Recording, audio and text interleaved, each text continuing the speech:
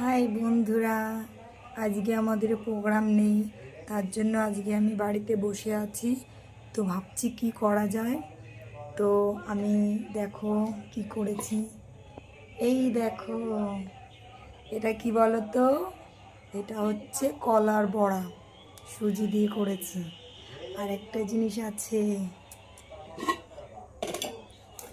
এই দেখো, এটা কি বলো তো, দাঁড়াও, এই দেখো, মালপোয়া। আর এটা কলার বড়া। কে কে খেতে চাও তাড়াতাড়ি চলে আসো।